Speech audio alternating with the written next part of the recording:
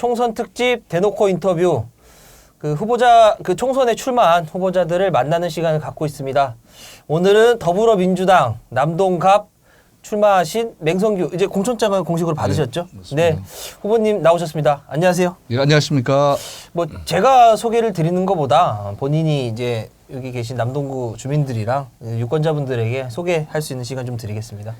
존경하는 인천 시민 여러분, 그리고 사랑하는 남동구민 여러분, 저는 이번 4.15 총선에 남동갑 지역구에 출마하는 더불어민주당 맹성규 후보입니다. 저는 인천에서 초중고등학교를 나왔습니다. 그리고 인천은 제가 나고 자라고 성장한 고향입니다.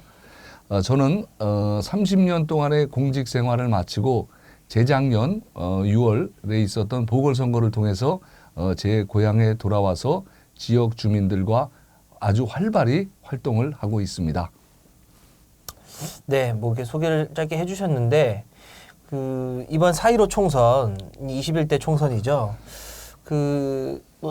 사실 보궐로 당선되셔서 긴 의정 활동 남들보다, 그러니까 4년 이렇게 하진 못하셨는데, 그럼 이번에, 요번 21대 총선에 출마하시게 된 이유, 요거를 좀 한번 설명 좀 부탁드리겠습니다. 저는, 지난 국회의원이 된 이후, 지난 1년 9개월 동안 지역 주민과 소통하면서 생활해 왔습니다. 제가 반성이 되는 부분이 하나 있었는데요. 공무원 생활 30년 동안 국토교통부에서 정말 열심히 일했다고 생각을 했는데, 주민과 접촉을 하면서 제가 느낀 것은, 저의 공무원 생활 30년은 헬리콥터를 타고 저공 비행을 하면서 땅에 내리지 않고 그냥 이게 빙빙 날아다니는 거였다. 그런 느낌이었습니다. 이제는 땅에 내려서 지역 주민들과 더 밀착하면서 생활해 가려고 합니다. 제가 이 정치를 하면서 정치가 과연 무엇인가 하는 이제 그런 자문자답을 많이 했는데, 정치의 정의가 여러 가지가 있겠지만 정치는 변화라고 생각합니다. 변화는 국민들이 바라는 변화인데, 국민들께서 원하시는 변화가 그렇게 크거나 아주 국가 운영 체계를 바꾸거나 하는 것이 아니고, 주변에 있는 생활에 불편한 것, 그리고 필요한 것을 바꾸어 나가는 것이 국민들이 원하는 변화라고 제가 확신을 하게 되었습니다. 따라서 국민들의 변화에 부응하고자 제가 21대 국회에 다시 진입하려고 하는 이유입니다. 설명을 좀 잘해 주신 것 같은데, 사실 이 21대 총선이 갖는 의미는 상당한 것 같습니다. 그러니까 여당도 그렇고 야당도 그렇고 어떤 소수 정당까지 각기 어떤 이런 21대 총선에 대한 의미 그리고 본인들의 전략들을 이렇게 제시를 하고 있는데, 의원님이 이제 후보님이 느끼시는 이 21대 총선의 의미는 좀 어떤 게 있을까요? 우선 이제 정당 차원, 이제 국가 차원에서 보면 21대 총선은 20대 국회가 시도하고 마무리했던 선거제 개혁과 정치 개혁을 완수하는 사명을 가지고 있다고 봅니다. 21대 총선에서 충분한 동력을 얻지 못하면 20대 국회 마지막에 그 어려움과 혼란 속에서 마련해 놓은 어떤 제도적인 변화가 사회에 안착하기는 어렵다고 봅니다. 그리고 이 지역적인 측면에서 볼 때는 지역에서 필요한 지역 구민들이 원하는 그러한 사업들을 계획대로 그리고 원하시는 방향대로 추진할 수 있는 그런 의미가 있는 21대 국회가 될 것으로 봅니다. 네, 요번 이제 질문은 사실 이제 본인을 자랑할 수 있는 시간을 좀 드리는 건데, 지금 대진표는 거의 나오지 않았습니까? 남동갑 선거구. 후보님과 유정복 전 시장 이렇게 좀 대진표가 나온 것 같은데, 그러면은 이제 본인이 생각하시기에 본인은 장점이라고 할까요? 본인 이것만큼은 확실하게 이제 난 이것만큼은 유정복을 앞선다라든지 요것만큼은 진짜 남들보다 요 확실한 장점이다 하는 것 몇 가지만 좀 소개 좀 해주시죠. 예, 제가 이제 제 지역인 남동에 와서 한 2년여 동안 생활을 하다 보니까 남동 그 구에 가장 필요한 것이 있습니다. 그것은 바로 교통의 접근성의 문제입니다. 서울로 가는 교통 접근성도 그렇고 인천 내부에서의 교통 접근성도 그런데 저는 국토교통부에서 30년 동안 교통 분야에서 전문성을 쌓아왔습니다. 그래서 저의 장점 중에 가장 큰 것은 교통에 대한 전문성이라고 할 수 있습니다. 그 교통에 대한 전문성을 바탕으로 우리 남동구가 안고 있는 교통 문제를 획기적으로 개선하고자 제2경인철도 건설, 조기 착공, 그다음에 월곶 판교선의 노년역 급행열차 정차, 그다음에 GTX B 노선의 계획대로의 추진 등을 지금 추진할 계획이고 그거에 맞춰서 구역 내에 있는 엠버스 노선 조정, 신설 등도 구상을 하고 있습니다. 그거 못지않게 저는 추진력이 있습니다. 제가 생각한 것은 국민들이 원하는 것은 해내야 된다 하는 그런 생각을 가지고 있고 공직생활 30년 동안 지켜왔던 신념입니다. 전문성, 추진력 그리고 못지않게 저는 소통을 중요시합니다. 국민들이 진실적으로 필요한 것 그리고 원하는 것을 해드려야지 국가가 원하는 것, 공무원들이 원하는 것은 국민들하고 겉돌 가능성이 있습니다. 그래서 전문성, 추진력, 소통력이 제 장점이라고 생각합니다.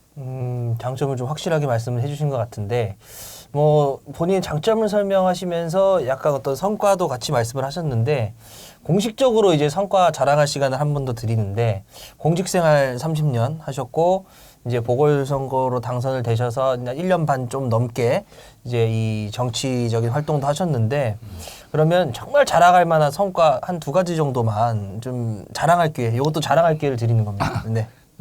우선 제일 큰 성과는 아까 잠시 말씀드렸지만 남동구가 가지고 있는 가장 큰 현안인 교통 문제 해결을 위해서 제가 아이디어도 내고 발벗고 나섰다는 데 있습니다.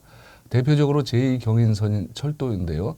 제2경인선 광역철도 사업은 제가 보궐선거로 들어오기 전까지는 이 지역사회의 개념이 없었습니다. 청학에서 시작을 해서 신현수, 우리 논현동, 그다음에 남촌도림 수산동을 거쳐서 서창, 그리고 시흥 은계, 부천 옥길, 광명, 그래서 구로 노량진까지 가는 노선인데요. 이 노선이 완공이 되면 출퇴근 시간을 한 40% 이상 절약을 하게 되고 9개 노선하고 환승을 하기 때문에 주민들의 교통 편의가 획기적으로 바뀌게 됩니다. 그래서 저는 다른 어떠한 사업보다 제2경인철도 사업에 대해서 적극적으로 추진할 생각입니다. 그리고 이제 두 번째로 제가 지역에 내려와서 고민을 했던 것이 제 지역구는 9월 134동, 간석 1사동, 그리고 남촌 도림 수산동, 그리고 노년 1, 2동, 노년 고잔동으로 이루어져 있습니다. 9개 동 중에 노년 1동, 노년 2동, 노년 고잔동은 신도시로 조성이 되어 있고요. 나머지 5개 동은 원도심입니다. 원도심은 우리 주민들이 가장 불편해하시는 것이 주차 문제고 주거 환경이 낙후된 점이 가장 불편해하십니다. 그래서 저는 GTX B 노선과 제2경인선을 착공하고 그다음에 계획을 시작하는 것을 계기로 해서 시청역 부분에 대한 도시계획, 그다음에 제2경인선 역이 생기는 신노년역, 가칭 신노년역하고 도림 사거리에 대한 그 부분을 역세권을 중심으로 도시계획을 구상을 하고 그 도시계획에 맞춰 도시 재생 사업과 연계를 해서 원도심은 주거 문제 그리고 주차 문제를 해결에 좀 힘을 쏟으려고 지금 하고 있고요. 그런 대로 방향을 잡아가고 있습니다. 그래서 교통 문제 해결과 지역의 균형 발전 문제를 고민하고 있다. 이게 제 두 가지 축이 되겠습니다. 확실히 이제 국토부 쪽에 오래 계시다 보니까 이쪽으로 굉장히 전문성이 많으신 것 같습니다.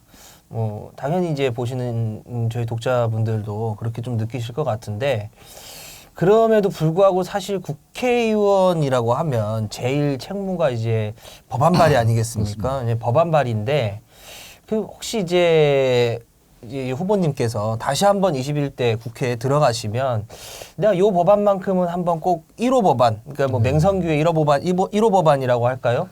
이런 것들 좀 한번 설명 좀 해주시죠. 예, 저는 개인이 혼자 짊어지고 나갈 수 없는 짐은 사회가 나눠 가져야 한다고 생각을 하고 있습니다. 30년의 국토교통부 공무원을 했지만 그래서 보건복지위원회에서 활동을 하고 있습니다. 그런 관점에서 저는 장애인, 자살 예방 등 그 양육비 미지급 등과 같은 다문화와 같은 주제에 대해서 굉장히 관심을 갖고 진행을 해왔는데 21대 국회에 들어가면 우리 사회가 안고 있는 가장 큰 문제 중에 하나인 저출생 고령화를 주제로 해서 제가 국회 대정부 질문을 통해 이낙연 총리께 전 총리께 질의드린 내용이 있는데요. 그게 뭐냐면 저출생 고령화 문제를 해결할 수 있는 저는 방법을 제시를 했습니다. 정부 조직을 획기적으로 개편하고 즉 다시 말씀드려서 저출생 고령화 문제는 20개 부처에 150여 개 과제가 있습니다. 이러한 과제들을 통합해서 묶는 특임 부서를 한시적으로 설치해서 입법권, 예산권, 법률 제정권을 준다면 저출생 고령화 문제는 획기적으로 해결될 수 있을 거라고 확신을 하고 있습니다. 그래서 21대 국회에 가면 우선 정부조직법을 아까 말씀드린 그런 특임 부서를 설치할 수 있는 근거를 만드는 그런 근거를 만드는 조항을 만드는 그런 법률 작업을 우선적으로 시행을 해보려고 하고 있고요. 더불어 개인이 혼자 가져갈 수 없는 짐을 덜어드릴 수 있는 그런 법안들도 관심 있게 처리할 생각입니다. 확실한 계획이 있으신 것 같습니다. 저도 좀 놀랐는데 본인도 이제 밝히셨지만 지금 이제 보건복지위에 좀 소속이 돼 계신데 사실은 또 전문성은 국토교통 이쪽에 또 있으신 건 또 사실이잖아요. 그러면 맹성규가 21대 국회에 가면 이번엔 또 이런 상임위 좀 해보고 싶다 뭐 이런 건 있을까요? 좀 간단한 질문입니다. 저는 제가 이제 국토교통부에서 30년 동안 근무를 했지만 예. 그러니까 국토교통위원회보다는 아까 말씀드린 이제 보건복지위원회를 네. 지속적으로 하는 것과 저출생 고령화 문제고요. 다음에 제가 이제 국가적인 과제로 삼고 있는 화두가 하나 있는데 예. 그것이 이제 한반도의 항구적인 평화체제 구축입니다. 네. 저는 2010년부터 12년 동안 2년 6개월 동안 북경에 있는 중국 대사관에 근무할 수 있는 기회가 있었습니다. 근무하는 동안에 중국과 우리 한반도의 관계에 대해서 깊이 연구할 수 있는 기회가 있었고 실질적으로 현상들을 접할 수 있었습니다. 그래서 그 뒤로 제가 앞으로 정치를 하건 아니면 어떤 기회가 있다면 한반도의 항구적인 평화체제 구축이라는 과제에 한번 몰입을 하겠다는 결심을 했었고 그래서 이제 저출생 고령화를 위한 보건복지위나 한반도의 항구적인 평화체계 구축을 위한 외교 통일위원회 두 위원회 중에 한 위원회를 꼭 가서 활동을 하고 싶습니다. 지금 또 이런 답변이 나올 줄은 저 전혀 예상을 하지 못했는데 좀 놀랍습니다. 사실 이번 선거 특히 이천 지역을 놓고 이렇게 보면 이 철도, 이 교통 공약들이 굉장히 많은 것 같아요. 뭐 남동구도 뭐 마찬가지인데 이 국회의원 선거 또 우리나라 선거제도 또 소선거구제 뭐 이렇다 보니까 지역 주민의 또 선택을 받아야 되지 않겠습니까? 이 교통 공약을 또 얘기를 하실 것 같은데 뭐 그런 걸 포괄적으로 해서 이 지역을 위한 공약, 어쨌든 이 표심을 잡기 위한 이 지역민들의 표심을 위한 공약 뭐 이런 걸 좀 소개할 시간이 좀 있으면 좋을 것 같습니다. 예, 이제 반복적으로 말씀드리는 면이 좀 있을 수 있는데요. 저의 제1 공약은 제2경인선 광역철도 사업이고요. 예. 그거에 두 번째로 월곶 판교선이 이제 놓여지게 됩니다. 네. 송도에서 출발을 하고 월곶까지는 수인선을 이용을 하고요. 그렇죠. 판교까지 이제 신선을 그쵸. 깔아서 운영하는 건데 지금 계획에는 송도 그다음에 시흥시청만 이제 급행에 쓰고 네, 저희 네, 지역에는 맞습니다. 급행에 쓰지 않습니다. 제가 그래서 저희 노년역에도 월곶 판교선의 급행을 정차할 수 있도록 공약으로 제시하고자 합니다. 그렇게 되면 저희 노년 지역은 이제 그 판교하고 광명과 판교로 가는 아주 가장 가까운 네. 노선을 확보하게 되고 제2경인선을 통해 노량진까지 구로 노량진까지 가는 선을 확보하게 돼서 아마 두 선만 계획대로 된다면 제 지역구는 큰 축의 교통 문제가 상당 부분 해소될 수 있을 것으로 봅니다. 다만 상대 후보께서 주장하신 게 있습니다.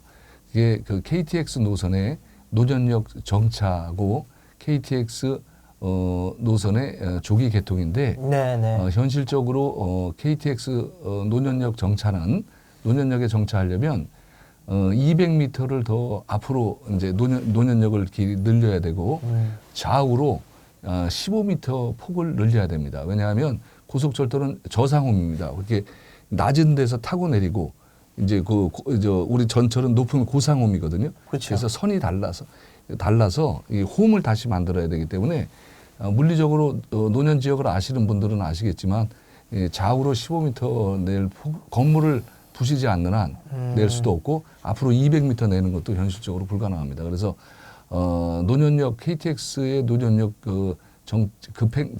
정차는 현실적으로 불가능하고요. 그리고 또 조기 개통 문제는 상대 후보께서 21년을 계속 말씀을 하시는데 지금 어디까지 와 있냐면 설계 단계에 와 있습니다. 네. 설계가 끝나고 착공은 한 4년 정도 걸리면 아무리 빨리야 24년 정도에 완공이 되는데 그거에 못지않게 저희 인천발 KTX가 결국엔 수원을 지나게 되면 경부선 본선하고 만나게 되는데 그렇죠. 오송 평택 구간이 지금 완전히 그 교통에 잼이 걸려 있습니다. 더 이상 그 열차를 넣을 수 없을 정도로 교통 잼이 걸려 있어서 교통 혼잡이죠. 그래서 그거를 복복선으로 확장하는 공사가 24년 말에 끝납니다. 네. 그게 평택 오송 간에 그 노선이 복복선이 완공이 돼야 저희 인천에서 가는 KTX가 원활하게 경부선이나 호남선을 타고 만날 수가 있습니다. 그래서 두 가지 측면에서 볼 때 24년 말 개통이 현실적이고 그래서 저는 상대 후보께서 말씀하시는 KTX 노년역 정차나 조기 착공은 현실성이 없다라는 말씀을 드립니다. 요즘 놀랍습니다. 사실은 이런 선거 국면이 되면 어떤 후보든 조기 개통하겠다, 뭘 만들겠다라고 하는데 확실히 이 국토부 출신 전문가답게 현실적으로 이건 안 된다. 조기 개통 정말 이런 건 어렵다. 이렇게 또 말씀을 해주시는 것 같습니다. 혹시 그러면 이 교통 이외에 후보님이 좀 생각하시는 지역 공약이라고 할까요? 이런 게 좀 더 있으면 좀만 더 설명 좀 해주시죠. 이제 가장 중요한 것은 이제 아까 말씀드렸지만 저희는 제 지역이 원도심과 신도시로 이루어졌습니다. 그래서 원도심 같은 경우에는 주거 환경 개선 문제가 가장 중요하고 예. 주차 문제를 포함을 해서요. 그래서 저는 원도심의 가장 큰 원도심의 가장 큰 골칫거리인 주차 문제를 해결하기 위해서 우선 실태 조사를 한번 해보려고 합니다. 즉 이게 도대체 집수가 몇 개고 거기 차가 우리 동네에 몇 대가 있는데 네. 진짜 실제 주차 공간은 몇 대인지를 실태 조사가 돼 있는 게 없습니다. 그래서 실태 조사를 하고 나면 시범 사업을 선정을 해서 국토부가 추진하는 도시 재생 사업과 연계를 해서 주차 개선 사업을 한번 먼저 추진을 해보려고 합니다. 즉 원도심과 신도시의 균형 발전 문제도 저희 중요한 화두가 되겠습니다. 그에 아울러 지금 저는 이제 사회복지 분야에 공약도 준비를 하고 있습니다. 사회복지 분야 장애인, 다문화 가정, 탈북 가정, 탈북민 가정, 그다음에 여러 가지 이제 그 아동에 대해서 양육비를 미지급하는 문제, 그다음에 반려동물에 대한 이제 생명권을 이제 존중해주는 문제. 그래서 사회적으로 사회복지 분야, 그다음에 우리 어린이들이 교육 친화적으로 성장할 수 있도록 교육 친화적인 공간을 만들어주는 문제. 그리고 우리 어르신들이 활동하실 수 있는 공간을 만드는 문제. 그리고 제가 보건복지위원회에 있으면서 지금 이제 생활체육 하시는 분들이 네. 많이 있는데요. 그 생활체육 하시는 분들은 저처럼 운동을 안 하는 사람에 비해서 틀림없이 병원도 들어가시고 약도 드실 것 같습니다. 근데 이게 어느 정도 유의미한 관계가 있는지 아무도 몰라요. 그래서 지금 제가 보건복지위원회에 제안을 해서 보건복지부가 지금 상관관계, 네. 운동과 약, 병원 가는 그런 횟수의 상관관계를 시범 사업을 합니다. 그거를 저 남동구로 유치를 해서 시범 사업에서 유의미한 결과가 나오면 건강보험공단에서 우리 국민들이 생활체육을 하실 수 있도록 운동시설도 마련해드리고 운동비도 지원해드리는 그런 사업도 적극적으로 한번 추진해볼 생각입니다. 좀 색다릅니다. 네. 이제 뭐 거의 막바지로 좀 이루고 있는데요. 저희 이제 인투TV 이제 많이 보셨으면 아시겠지만 저희 후보자들에게 가장 아픈 질문이 뭘까 이런 질문들은 사실 기자들이 많이 고민을 하고 저희도 사실 정말 많이 어렵습니다. 저도 이제 취재 지역이 남동구고 뭐 이렇다 보니까 의원님에 대한 후보님에 대한 여러 얘기를 듣던 중에 이런 얘기를 좀 들었습니다. 후보님이 특히 이 밑에 아래 직원을 대하는 과정에서 약간 좀 고압적이고 좀 세게 이런 말씀을 좀 많이 하신다. 이 소위 말하는 갑질 뭐 이런 얘기들이 좀 들리는데 뭐 해명을 하셔도 좋고 아니면 어떤 과정에서 뭐 문제가 있었다라고 말씀하셔도 좋고 뭐 좀 말씀을 좀 해주시면 좋겠어요. 아마 저에 대한 거를 아마 잘 모르셔서 이제 겉으로 볼 때는 뭐 그런 면이 있다 말씀하실지 모르겠지만 저는 정말 포기하는 사람은 아예 그냥 얘기를 안 합니다. 왜냐하면 개선의 여지가 없으면 뭐 얘기할 필요도 없고 서로 감정을 상할 필요도 없는 거죠. 이게 이제 갑질이라고 생각하시면 조금 좀 오해의 소지가 있는 거고요. 네네. 저는 어떤 생각을 가지고 있냐면 저는 저하고 같이 근무하는 스태프들은 저하고 헤어질 때는 분명히 한 단계 더 발전을 해야 된다고 생각을 합니다. 근데 이제 발전을 해야 되는데 이것이 이제 그냥 얘기하는 방법도 있고 아주 기억에 남도록 어떤 부분이 어떻게 잘못됐다. 다음에 똑같은 실수를 하지 않도록 제가 좀 과장되게 이제 하는 면이 있는데 그거는 이제 저의 성격적인 면도 있고 제가 상대적으로 목소리가 큽니다. 네. 그래서 목소리가 큰 면도 있는데 분명한 것은 제가 말씀드릴 수 있는 거는 저는 갑질을 할 생각도 없고요. 정말로 제가 놔줘야 될 친구들은 네. 화를 내지도 않습니다. 네. 다만 제가 화를 낸다는 거는 그 친구들이 좀 더 개인적으로 발전을 통해서 저하고 헤어질 때 아니면 저희 의원실에 있을 때 능력을 충분히 발전을 해서 한 단계 좀 비약적으로 올라섰으면 하는 거고 분명히 이제 이런 말이 나온 것은 그 자리에 있던 친구들이 아마 어디 바깥에 가서 이런 얘기 한 것 같은데 오늘 제가 돌아가서 충분히 대화를 나눠보도록 하겠습니다. 네. 그래서 앞으로 제가 화를 내지 않으면 이제 포기하는 거다라는 걸 분명히 얘기하도록 하겠습니다. 알겠습니다. 근데 만약 제가 그런 소리 들은 거는 제 부족한 면도 많다고 생각합니다. 네. 자, 한번 제가 깊이 다시 생각을 해서 이제 아무리 그런 선한 뜻이 있다 하더라도 우리 같은 스태프들한테 상처 주지 않도록 유념하겠습니다. 네.